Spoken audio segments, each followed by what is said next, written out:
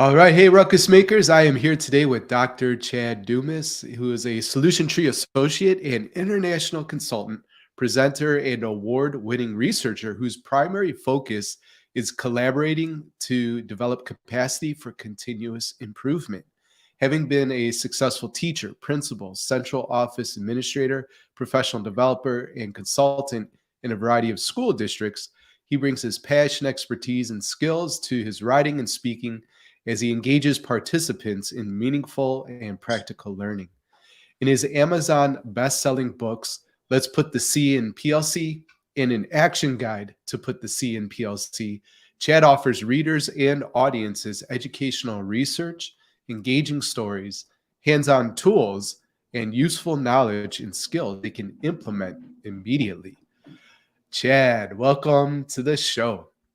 Thank you, sir. It's my pleasure and honor to join you and the Ruckus Maker Nation.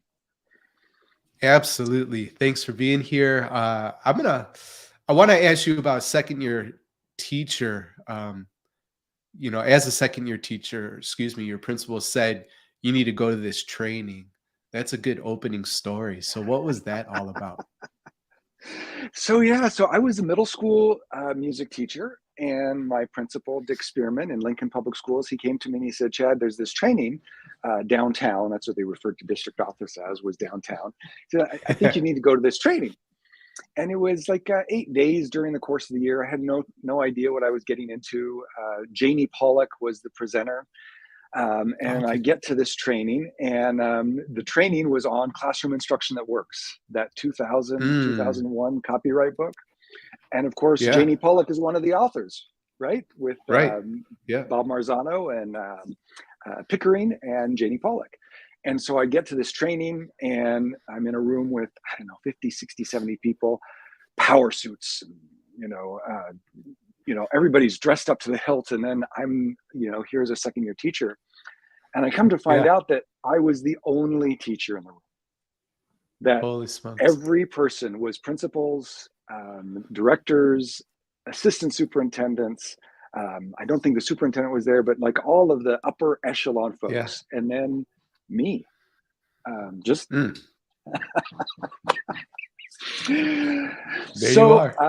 there I am. And so I went back, it was like 2 days, 4 times during the year or something like that. So I went back to the principal, and we got back after the end of the 2 days, and I said, Dick, I think you're supposed to be the guy here at this training. And he looked at me and he said, no, Chad, you're supposed to be there. I'm curious, how did that feel? Because so you got that message from the principal, you're supposed to be there, but also before you unpack that with the principal, you're sitting there and you said surrounded by these power suits or whatever. I'm also curious, do you remember what you were wearing by any chance? I don't know. I don't, but I know it was not a tie, because I did not wear ties back in the day. That was gotcha. Probably a button-up shirt of some sort, but yeah. Sure. Yeah. But you're there, right? And you realize, like, what am I doing here too? So can you unpack that a little bit for us as well? Because that I don't know if that was unnerving for you, or you stuck around, right? And then you got that feedback from your principal, you are supposed to be there.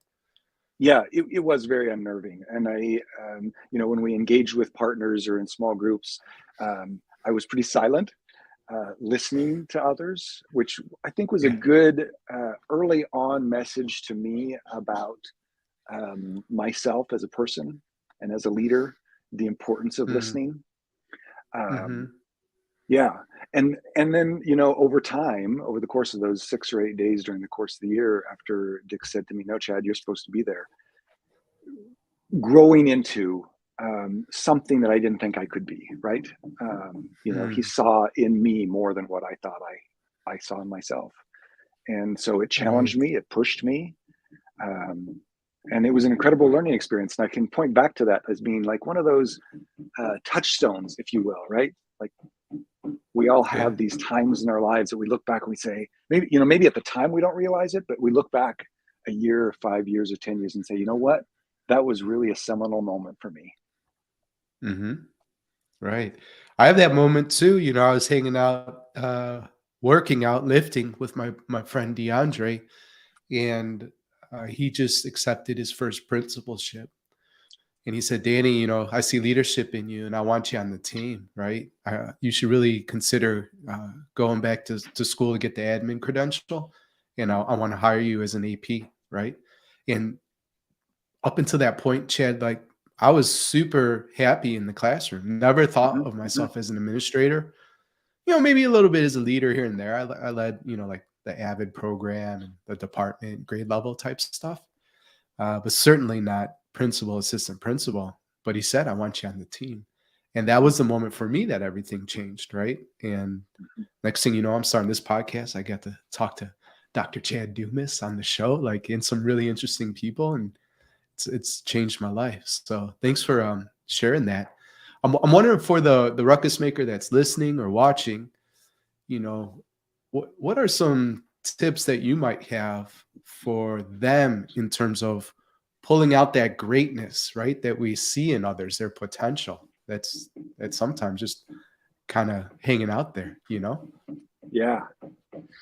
So, I don't know if I have like hardcore tips, if you will, but just some like Okay. considerations anyway. How's that sound? Mm, So, sure, sure. um, I know for me how important it is to see beyond what other people see, right? It's like this Mm, idea of in your work too, you talk a lot about values, right? And the values we hold, our yeah. mindsets. Those are things you can't see. It's like underneath the ocean, the iceberg, right? We only see what's Right. at the very tip, and so we only see people's behaviors. We don't see what they believe in themselves, what they think of themselves, what they know of themselves, Mm, those values and beliefs. And so for me, seeing in others what they may not see in themselves and believing that they are the best person possible, right? Um, and maybe it's a mhm. hallucination sometimes, I don't know. But it helps me to frame how I come about working with that individual, right? To Yeah, then yeah. to first of all see it, but then the second consideration I have is to act on it, right? To Mhm, listen mhm. intently, to engage in active listening. So I'm not just giving the perception that the sound waves are washing over my ear, but I'm actively listening and engaging in paraphrases that help to reframe another person's thinking or to raise assumptions or values that they might hold that they're not even aware of, right? Um, and to ask questions that also prompt thinking and next steps. So those would be a couple of considerations I would have: is to see the best in others and then to act on that, to treat them as if they're the best, most noble human being possible. For sure. Yeah. It's holding them in high regard, is what you're Yes. talking about. And Yeah. it's sort of very what you do with another person. It's sort of something I teach ruckus makers too.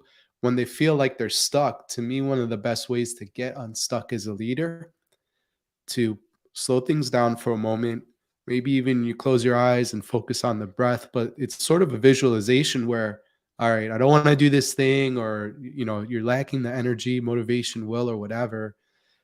And I ask leaders to visualize themselves 5 years, 10 years out, right? Mm-hmm. So the Chad or the Danny in 2033, they're doing, in my view, like I always am trying to expand and grow, right? And create more value. So they're Mm-hmm. doing bigger and better things. That's just an assumption I have. So what does that future version of me and a more ideal version of me need from current version of me that's stuck in this moment? Mm-hmm. Always snaps me out of any type of funk because I just like I'm trying to grow into that. So that's I think that's kind of what you're doing in people too. And then the other thing too, just to honor you for a moment, you were talking about listening and reflecting, Mm-hmm. right? You're great at that. Really, seriously. Prior to hitting record, the ruckus makers won't know, but it's very apparent that Chad's aware of stuff going on for me, right?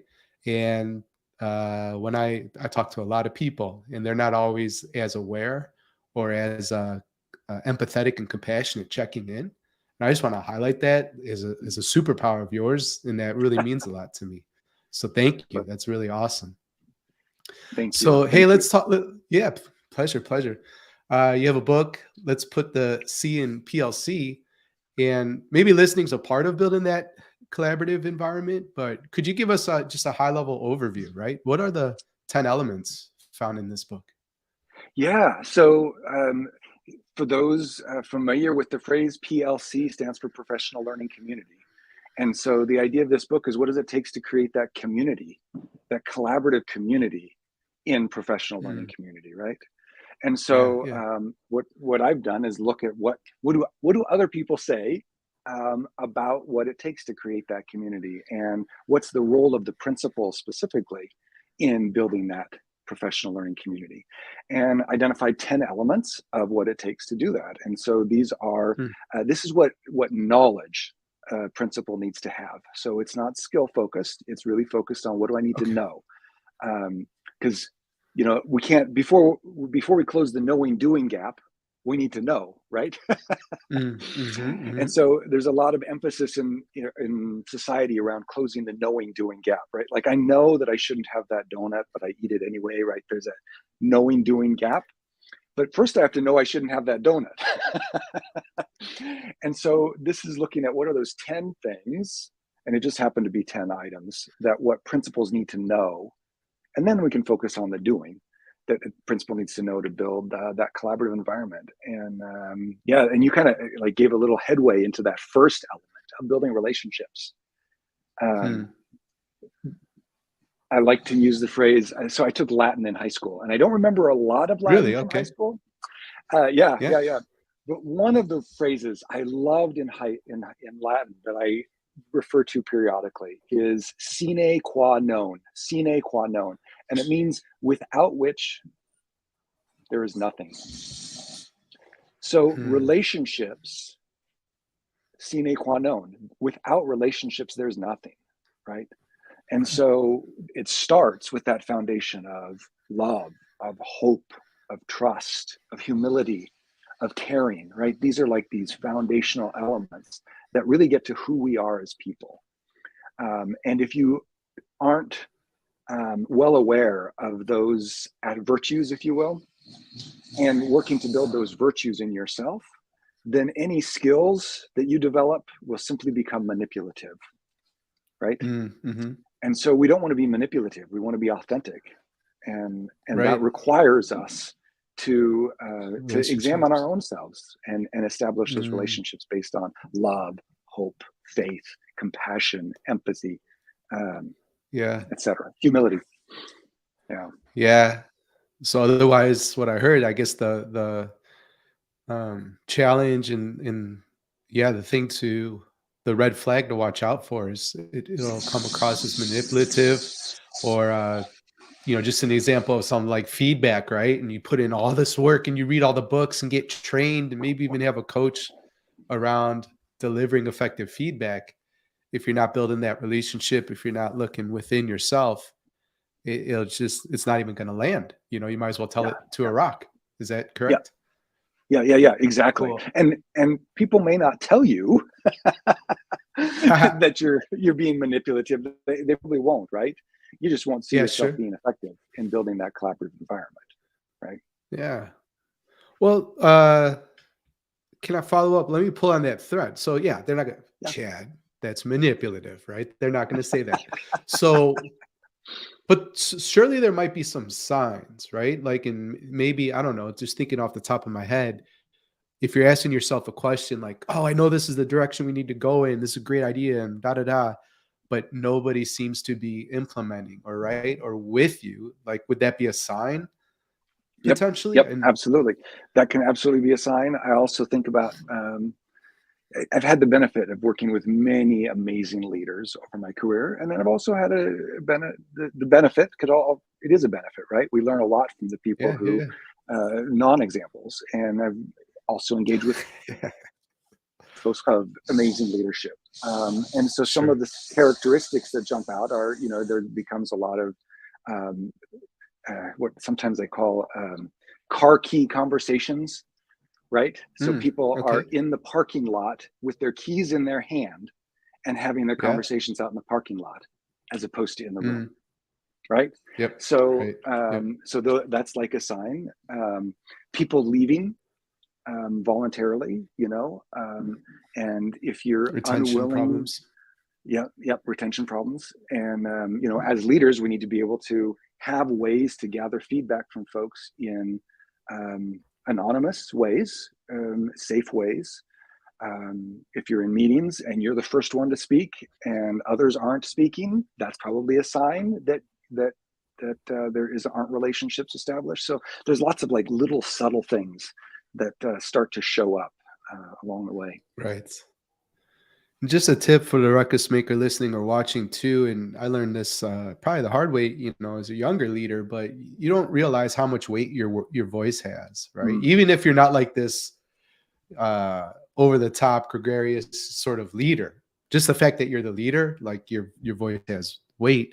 And yeah, so I would challenge myself to just ask a lot of questions and really give my input last. If that became a game exactly. for me, because if I spoke first, that colored the tone of everything. And what you don't want is everybody saying, yes, great idea, Danny, you're the best type of thing. So Yeah, yeah, yeah. I have to And, get this in. yeah, Oh, go ahead. just thinking along those lines, that a sentence starter that may be useful for some leaders, ruckus makers who are Yeah, listening along, practical. that because Nice. people may look to you and say, hey, what do you think? A sentence frame could be one that I would use is, that's an interesting comment or question. It seems like you've thought about this more than I have. So share with me what are Hmm. some of your initial thoughts based on this topic or whatever, Hmm. right? Like this idea of you've thought about it more than I have. What do you think, right? I'm not just Yeah. you know pitching the ball, Wow. but I am Right. honoring your expertise, and I do want to hear what you have to say Totally. before. And 9 times out of 10, they talk themselves through it, and off we go. They never come back and say, "Hey, what did you think?" Yeah. I love that because you're building the person up in the moment. And I'm currently in Yes. this 2-year mindfulness and meditation certification program. And Mm, I've just noticed with the leaders of that program, they're so good, even with like a comment that I judge in the moment. And I'm just like, why would you ever ask that? You know, they never say that. They yeah. build that person up, even like, Yeah. you know what I mean? And Right. it's amazing. The person sits a bit taller and all this kind of stuff. So Yes. without Yep. relationships, you have nothing. That leads me. I took this off the wall. I wanted to show you, Chad. I'll read it to Mm, the ruckus maker listening. But one of my values, you can never go wrong treating people right. yeah. That's how I like Yep. to think about it. So, we're really talking about relationships. Loving this conversation. We're going to get some messages in from our sponsors. Chad, when we get back, I want to hear more about the Collaborative Leadership Academy. Perfect. Learn how to successfully navigate change, shape your school success, and empower your teams with Harvard's Certificate in School Management and Leadership. Get online PD that fits your schedule. Courses include leading change, leading school strategy and innovation, leading people, and leading learning. You can apply today at betterleadersbetterschools.com/Harvard. You know what student engagement sounds like. Students ask questions and build on each other's ideas. The classroom's alive with conversation. Creating that kind of classroom is much easier said than done. TeachFX helps teachers make it happen. Their AI provides teachers with insights into high leverage teaching practices like how much student talk happened and which questions got the students talking. TeachFX is like giving each teacher their own on demand instructional coach to help them boost student engagement and learning, as well as their own. It's eye opening for teachers and scales the impact of each coach and principal. Ruckus makers can start a free pilot with your teachers today. Go to teachfx.com/BLBS to launch a free pilot for your school. And as students progress through their K 12 experiences, schoolwork gets harder and more complex. Yet at the same time, students are asked to be more independent in their learning.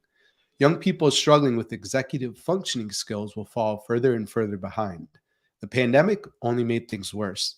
The remedy is found in equipping students with executive functioning skills. Our friends over at Organized Binder have released a new self paced course that will teach you how to teach these executive functioning skills and set your students up for success. Learn more at organizedbinder.com/go and set your students up for success. And lastly, I just want to make an invitation for those of you that are watching this today. I am hosting a live event in Denver, July 14th through 16th. And the guiding question that you'll answer is what would be possible on your campus if you were operating at your best consistently? I think that's a really interesting question to answer. And you could join me and 50 other school leaders to think about that one. Go over to betterleadersbetterschools.com/Denver 2023. And hey, if it aligns with where you're going as a leader, we'd love to have you out. All right. And we're back with Dr. Chad Dumas. And we were talking recently about his book, Let's Put the C in PLC, which you should definitely pick up. And Chad, you have an interesting program, the Collaborative Leadership Academy. And I'd love to hear a little bit more about what's that all about. Yeah, so the Collaborative Leadership Academy grew out of the book. People who are reading the book saying, "Hey, I want more of this, and I want to take it from knowledge to skills, from knowing to doing." And so that's where the Collaborative Leadership Academy came from. And it's a year-long academy where we do 2 days of upfront training typically in the summer, Okay.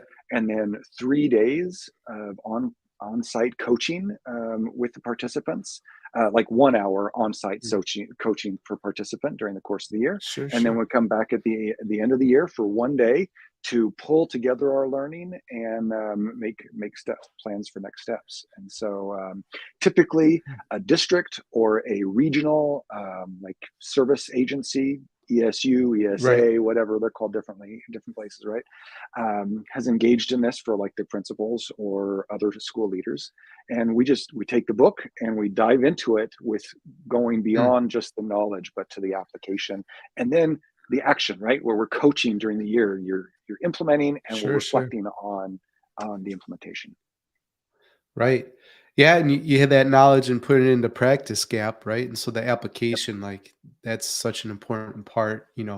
Another thing that I say, our ideas are great, just not the greatest. That's because action's everything, and you help people Mhm. implement. So I really admire and appreciate that about your work.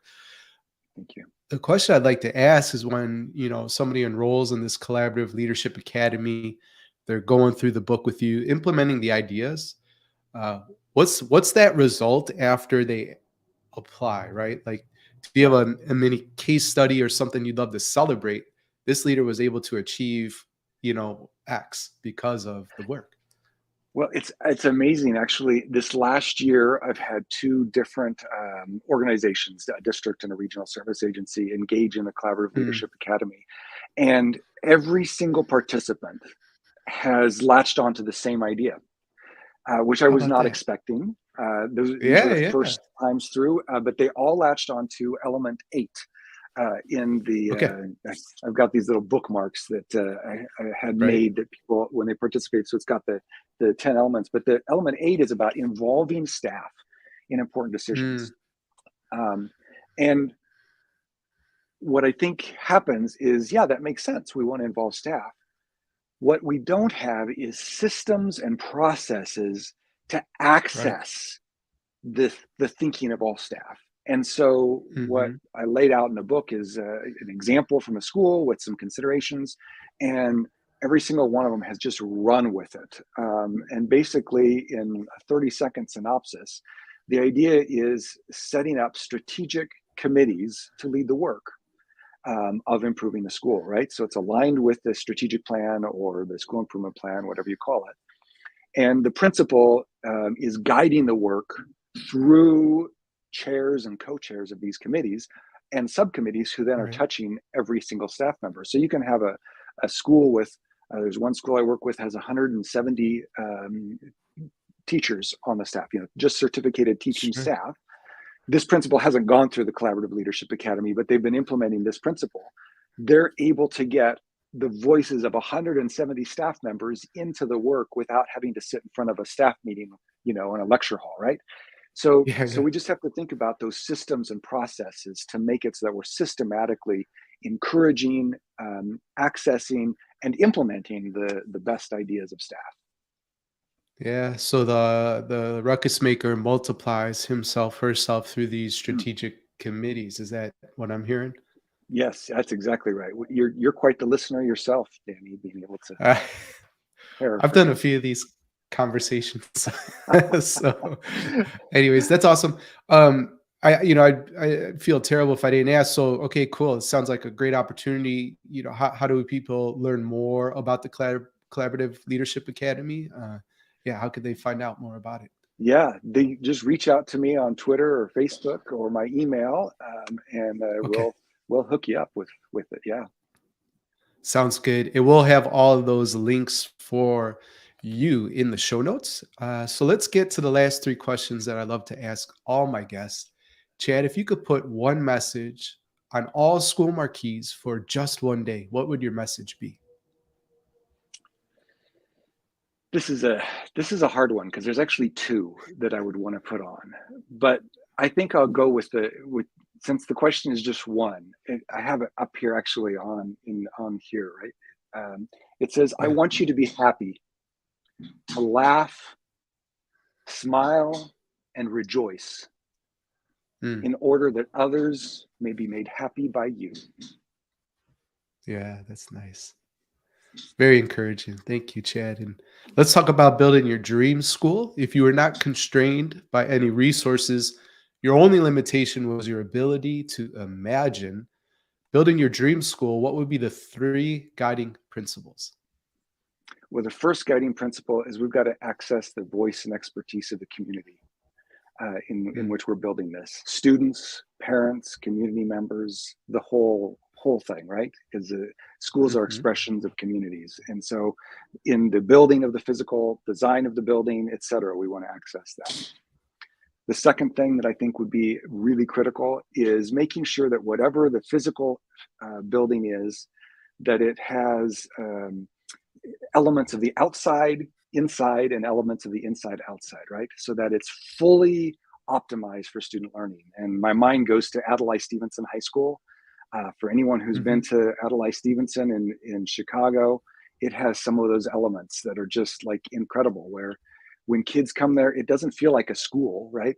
It's not institutional. It right. feels like it's a community, right? There's spaces for kids to interact with each other that are outside of classrooms, comfortable couches and chairs and coffee shops, right? Like it's a place that we come, that's a safe, loving, welcoming space. And then the Mhm, third principle that I would want to employ is that the adult learning is as important as student learning, because we hmm. know that when adults learn more, students learn more, and so we are focused on, as the adults in the building, improving our practice and results for students. When you get better, everybody wins. So, Hey, Chad, I we read that covered somewhere. for sure. We covered a lot of ground today. It was a rich episode, and I appreciate all the wisdom and practical things that you shared with the ruckus maker listening or watching of everything we discussed today. What's the one thing you want a ruckus maker to remember? The one thing um, is that you matter. What you Mm, say and what you do impacts others.